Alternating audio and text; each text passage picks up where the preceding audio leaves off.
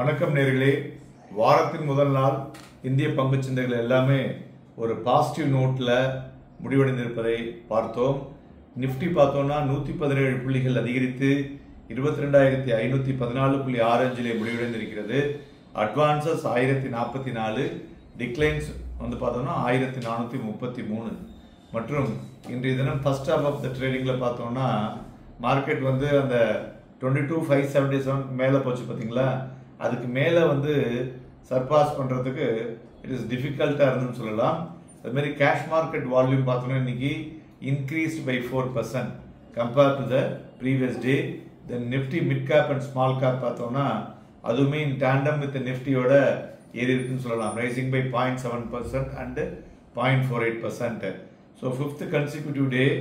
So declining numbers இந்த outstanding total of advances and declines பார்க்கும் பொழுது அது மாதிரி இருக்குன்னு சொல்லலாம். மேலும் வாலட்டிலிட்டி இண்டெக்ஸ் பார்த்தோன்னா இன்னைக்கு increased by 1%. So market volatility last ட்ரேடிங்கோட கொஞ்சம் அதிகரிச்சுன்னு சொல்லலாம். லேட் செப்டம்பர்லேருந்து பார்த்தீங்கன்னா நமது சந்தைகள் வந்து ஒரு டிக்ளைன் அப்ராக்சிமேட்லி 14% அந்த ரெக்கார்ட் ஹைலேருந்து due to concern over slow earning growth and potential US tariff தான்.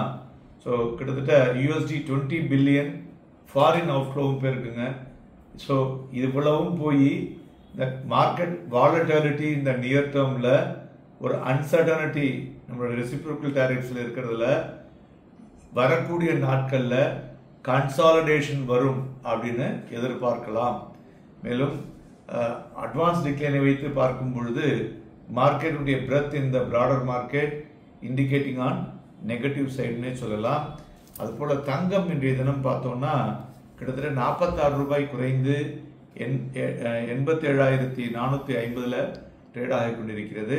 பட் தங்கத்தில் பார்த்தீங்கன்னாக்கா ஓவராலாக எவ்ரி ஹையர் லெவல் செல்லிங் வருது, அதனால் விற்று வாங்குவதற்கு எதுவாக இருக்கக்கூடும். அதுபோல் வெள்ளியும் 463 ரூபாய் குறைந்து 1,275 ரூபாயில் வணிகமாகிறது. குரூட் ஆயில் 66 ரூபாய் அதிகரித்து 5,906 வணிகமாகிக் கொண்டிருக்கிறது. மேலும் துறைகளை பார்க்கும் பொழுது so Nifty health care, pharma and finance top gainers today. மறுபுறம் PSU bank, media and reality top losers today. Individual ஸ்டாக்ஸை பொறுத்தவரை பார்த்தோம்னாக்க stocks like doctor Reddy, Bajaj Finserv, SBI life, Trent, Axis bank, M&M, Cipla, coal India, ONGC, Bajaj finance இவை எல்லாம் ஏறிய பங்குகள். இறங்கின பங்குகளில் பார்த்தோம்னா Wipro, Britannia, BPCL, hero MotoCorp, ITC, Nestle, Reliance, state bank of India, Tata consumer, Asian paints இவை எல்லாம் இறங்கிய பங்குகள் என்று சொல்லலாம். அதுபோல் இன்றைய தினம் ICICI பேங்க் பார்த்தோம்னா ஒரு மோஸ்ட் டு த இண்டெக்ஸ் கெயின்னு சொல்லலாம், கிட்டத்தட்ட 1.5% ஏறி இருக்கு. அதுமாதிரி டாக்டர் ரெட்டியும் நல்லா ஏறி இருக்குன்னு சொல்லலாம். இந்த தினம் ருபி வந்து பார்த்தீங்கன்னா அப்ரிஷியேட் ஆகிருக்கு 21 பைசா, ட்ரேடிங் நியர் 86 ரூபா 50 காசு. அதேமாதிரி US டாலர் வந்து against US dollar supported by the weak டாலர்னு சொல்லலாம்.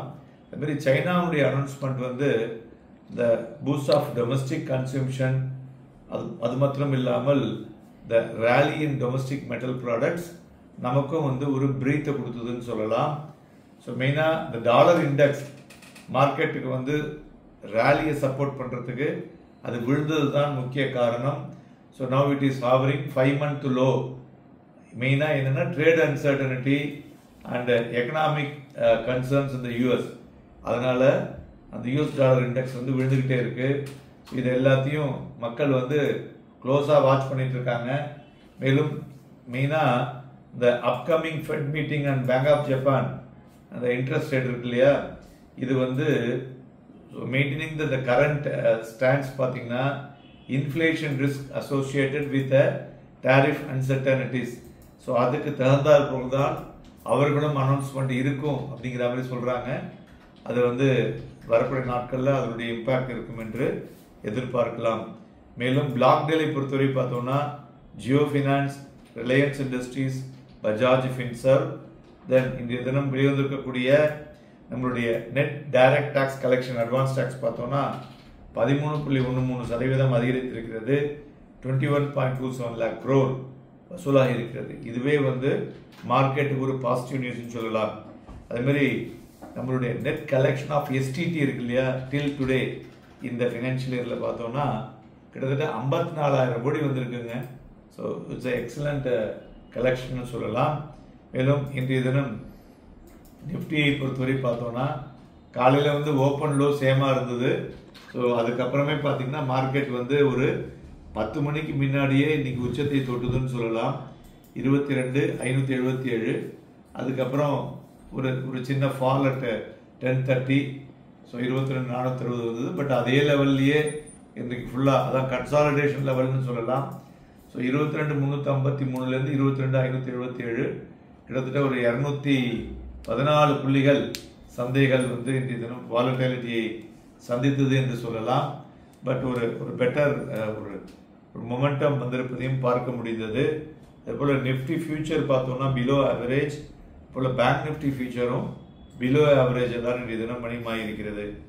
மேலும் ஸோ இந்த ரீகைன் புல்லிஷ் மொமெண்டம் நிஃப்டி வந்து பார்த்தீங்கன்னா அது ஓவர் கம் த ரெசிஸ்டன்ஸ் பார்த்தோம்னா 22,700ங்க.